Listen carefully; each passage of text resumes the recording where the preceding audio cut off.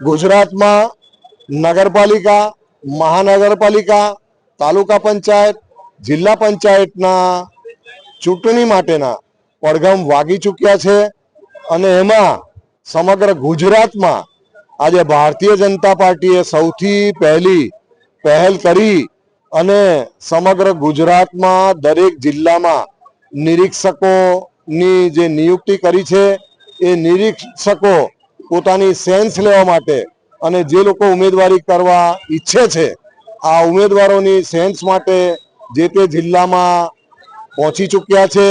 આજે ભરૂચ જિલ્લામાં પણ 2 સ્થાને નિરીક્ષકો આવી પહોંચ્યા છે। એક ભરૂચમાં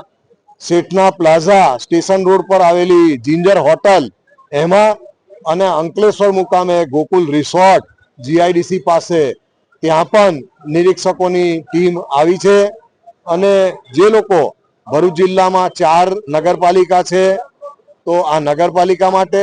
તાલુકા પંચાયત અથવા જિલ્લા પંચાયતમાં જે લોકો ઉમેદવારી કરવાના છે એ લોકો પોતાનો બાયોડેટા લઈ અને પોતાની રજૂઆત માટે નિરીક્ષકો પાસે પહોંચે એ માટે એક સુંદર અને સારી વ્યવસ્થા આ બંને સ્થળ પર કરવામાં આવી છે।